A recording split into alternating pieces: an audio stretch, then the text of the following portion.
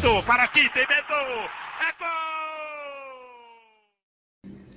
Salve, salve, meus amigos, deixe seu like neste vídeo. Eu não costumo gravar muito vídeo sobre seleção brasileira, não, até porque eu acho a data FIFA meio insuportável, né? Mas não tem como não falar desse desastre que é a seleção brasileira sob o comando do técnico Fernando Diniz. Sim, ele tem culpa no cartório. Ele assistiu ao jogo apenas do Brasil contra a Colômbia. Foi um verdadeiro desastre, né, gente? O Brasil fez o gol logo cedo com o Martinelli. Uma boa jogada com o Vinícius Júnior. O Vinícius Júnior que saiu machucado logo no início da partida. E aí o Martinelli acabou fazendo o gol.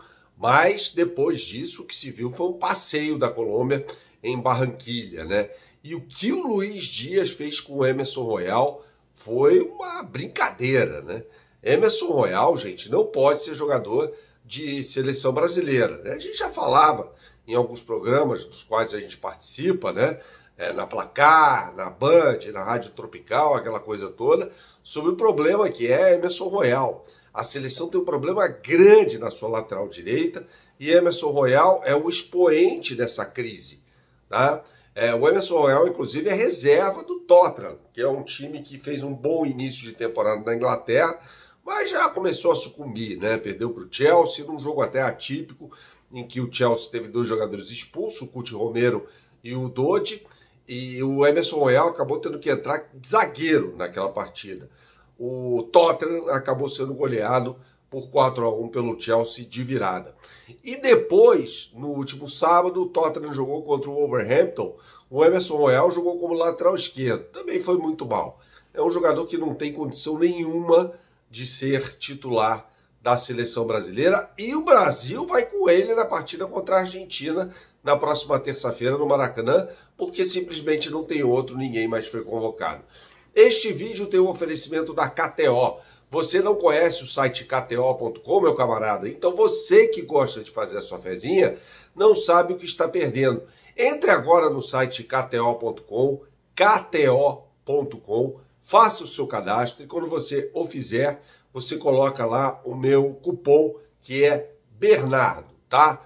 Colocando o meu cupom, eu vou lhe dar 20% de bônus em relação ao valor que você depositar. Por exemplo, depositou 100, eu lhe dou 20 reais. É óbvio que você vai usar esse bônus para fazer a sua fezinha no site KTO.com. E eu sempre posto as melhores odds do mercado nos meus stories, no @Bernardo aqui no Instagram, tá? Então siga-me no Instagram e entre nos stories para as melhores odds do mercado em KTO.com. E você quer aprender a tocar guitarra de graça com um músico profissional?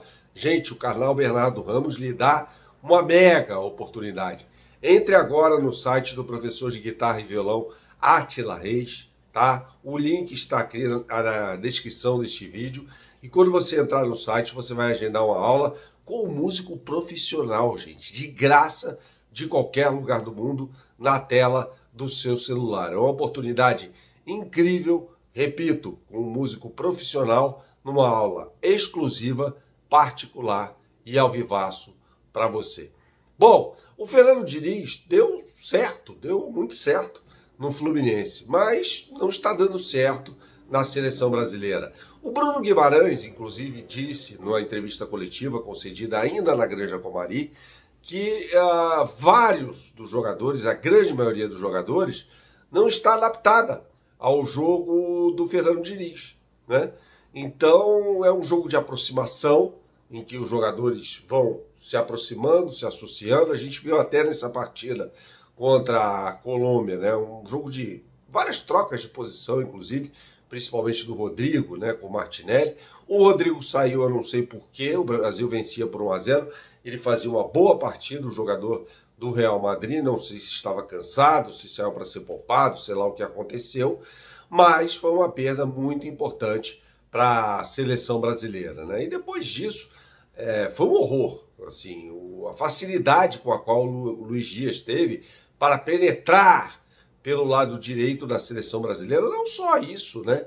Fazer jogadas também, como foi o caso do primeiro gol da Colômbia, dentro da área, né? Assim, uma coisa inacreditável.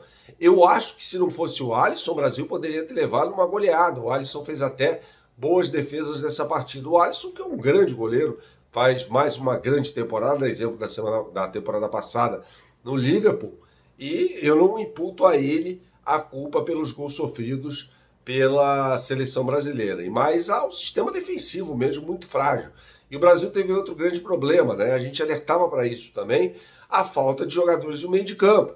Né? A Colômbia dominou o meio de campo, primeiramente com o Castanho, o Uribe, né? Depois, e o Rames Rodrigues também, né? Depois, o técnico Nestor Lorenzo fez alterações e a Colômbia continuou muito forte no seu meio de campo, ganhando do Brasil. O Brasil tinha apenas 2 jogadores no meio de campo, André e Bruno Guimarães, que são cabeças de área. O Bruno Guimarães, inclusive, no time do Newcastle, joga como cabeça de área, assim como o André no Fluminense. Então não havia jogador para criar jogadas, né? Então a bola batia e voltava, batia e voltava. Não havia um jogador para parar o jogo, tentar cadenciar o jogo, principalmente quando o Brasil tinha vantagem, o que foi obtido muito cedo, né? Mérito da seleção brasileira nesse caso. Mas o trabalho do Fernando Diniz vai chegando ao final na seleção brasileira e com um resultado muito ruim. A culpa é de quem escolheu o Fernando Diniz para ser o técnico da seleção, no caso o Edinaldo. Não dá para cobrar que o Fernando Diniz seja uma nova versão do Tite, ou do Filipão, ou sei lá, de qualquer outro técnico. Não, ele tem as características dele e, evidentemente, ia implementá-las na seleção brasileira. É um resultado vexatório e vale lembrar que o Brasil está atrás da Venezuela na tabela de classificação das eliminatórias para a Copa do Mundo. O Brasil vai se classificar? Vai, mas está dando vários vexames. Empatou com a Venezuela em casa, perdeu para o Uruguai fora de casa, o Uruguai ganhou da Argentina, na Bombonera, jogando muito bem, aliás, e agora perde para a Colômbia jogando muito mal. Acho que o mais importante é isso, o Brasil só fez um grande jogo até aqui nas eliminatórias, que foi na estreia contra a super frágil seleção boliviana. Né? Ganhou do Peru, foi outra vitória do Brasil, mas jogando mal contra a seleção peruana, que acabou perdendo para a Bolívia nesta quinta-feira, também pelas eliminatórias da Copa do Mundo. Então é uma situação muito complicada. O Brasil tem bons jogadores, mas que ainda não são fenomenais. Vamos aguardar. Eu acho que é uma geração que tem tudo para explodir, mas vem tendo muitos problemas sob a batuta do técnico do Fluminense. Saudações, até a próxima e tchau, tchau.